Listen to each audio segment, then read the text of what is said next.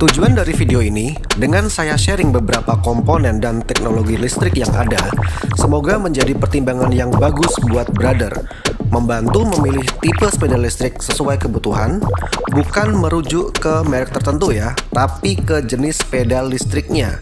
Misal, apakah yang seperti ini, atau bahkan yang ini. Sorry, yang terakhir itu nggak saya bahas. Part 1 ini lebih saya bahas teknologi utama apa aja yang ada dalam sepeda listrik. Saya nggak ngebahas fitur elektrik aksesoris ya, seperti lampu, dinamo, bel elektrik, dan lain-lain.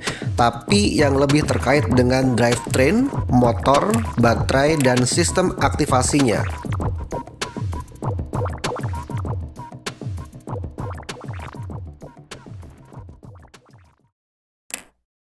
Electric drivetrain. Shimano punya komponen canggih yang namanya DI2, Digital Integrated Intelligence. Meskipun sekarang diakui sebagai shifter, RD atau FD Electric Premium ya, Shimano DI2 awalnya dirancang untuk meningkatkan pengalaman berkendara bagi semua pengendara sepeda dengan karakter yang lebih rekreasional. Tahun 2001, DI2 memulai debutnya dengan NixSafe C910, komponen dengan pemindahan gigi otomatis. Sistem ini juga menyertakan opsi suspensi yang dikontrol secara elektronik menyesuaikan dengan kondisi jalan dan kecepatan berkendara. Buset, seperti fitur suspensi elektronik pada mobil mewah. Nah, itu dulu. Mungkin karena fitur ini kurang relevan dengan kebutuhan di zamannya ya. Atau mungkin juga terlalu mahal, DI2 kini sudah berevolusi dan lebih diterima sebagai komponen premium yang mendukung drivetrain dengan penggerak elektrik. Jadi intinya, ini semacam shifter RD atau FD konvensional dengan fungsi yang sama, tapi ini nggak pakai kabel guys. Pakai baterai, Bluetooth, controller, sensor, dan penggerak elektrik yang dipakai untuk shifting. Bahkan sekarang ini, Shimano Electronics Components telah dijembatani teknologi bernama D-Fly supaya terhubung dengan mobile phone. Dengan sistem ini, brother bisa mengatur shifter melalui handphone. Keren ya. Pedal assist versus power on demand. Brother juga harus tahu teknologi ini. Secara umum, sistem pengaktifan motor pada e-bike itu ada dua. Pedal assist dan power on demand atau kombinasi keduanya. Dua teknologi ini punya konsep yang berbeda.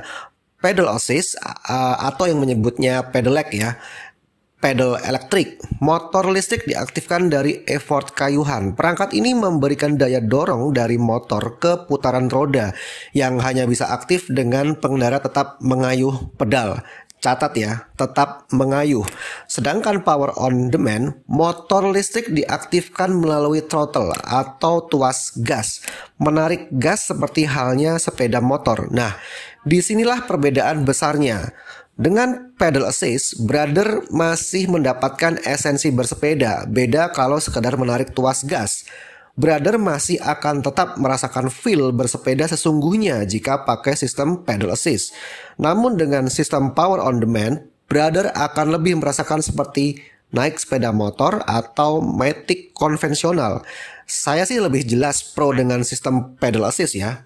Contoh penggunaan pedal assist adalah perangkat Shimano Steps, seperti yang disematkan pada Polygon Etihad E atau United E-Clovis.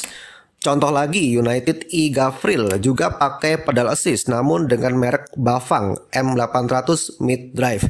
Jadi sistem pedal assist itu diaplikasikan di banyak merek ya guys. Setidaknya ada merek yang terkenal seperti Shimano, Bafang, Bosch, dan Yamaha.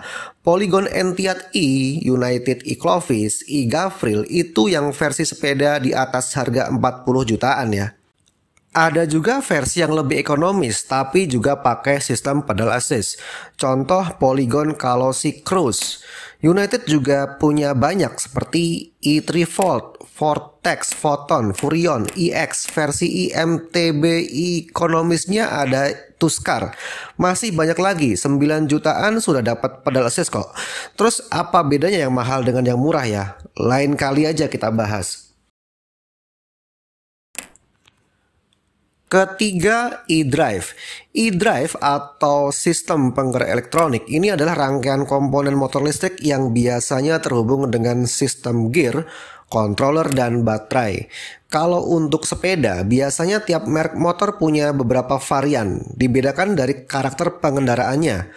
Motornya bisa berkarakter lebih menghentak atau responsif, atau yang lebih smooth. Biasanya dibedakan dari posisi motor dan bagaimana sistem kontrolernya menggerakkan motor.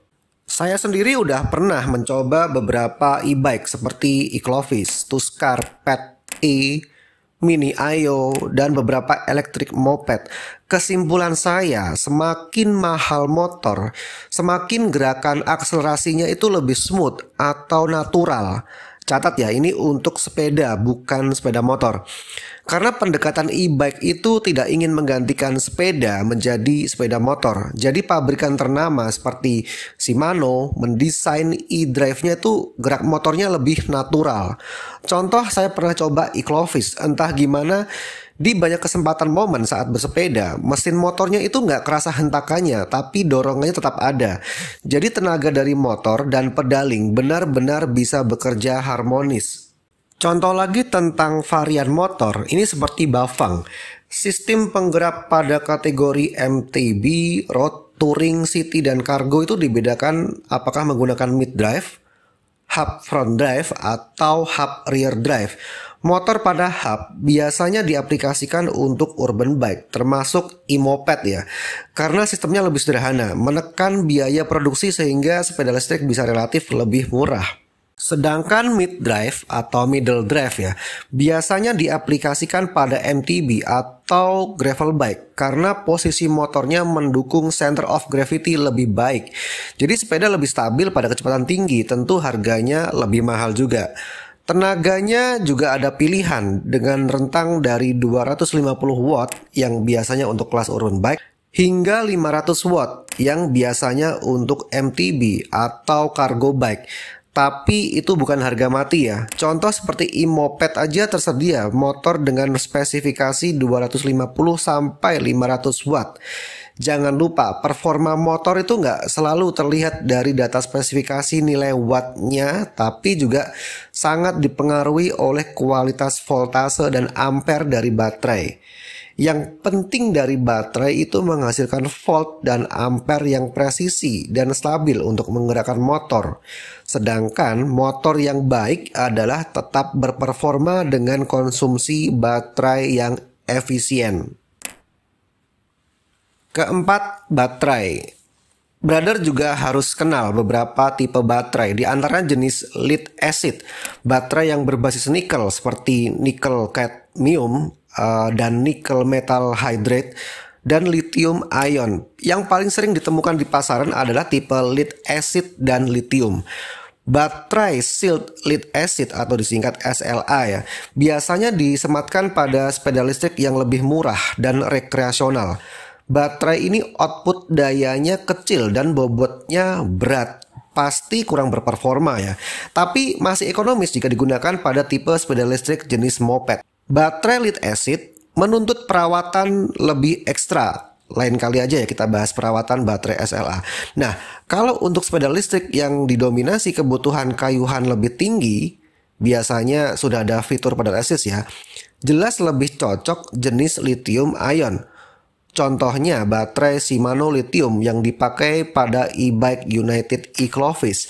Baterainya tuh punya kapasitas 504 watt hours atau 36 volt 14 ampere hour.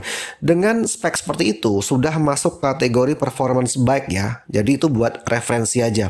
Nah, setahu saya semua sepeda listrik keluaran Polygon dan United sudah pakai lithium, kecuali yang tipe e-moped, setidaknya untuk saat ini.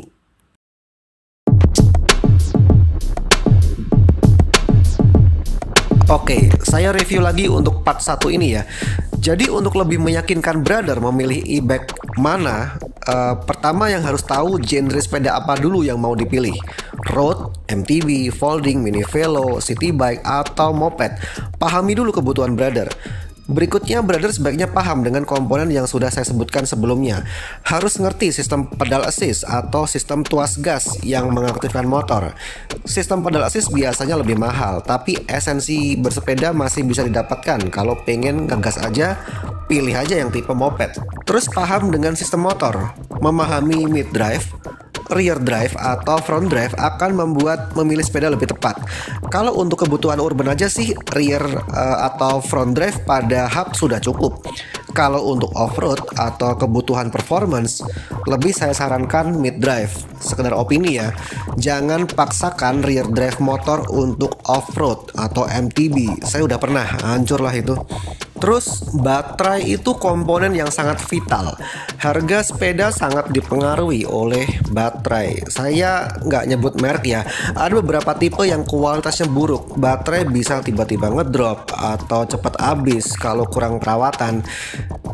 Nggak selalu salah pabriknya juga sih. Tapi memang teknologi yang ada itu belum memadai. Seperti baterai SLA punya kualitas lebih buruk. Bisa aja sih brother mengganti baterai lithium yang punya kualitas lebih bagus, tapi dengan konsekuensi harga yang lebih mahal juga.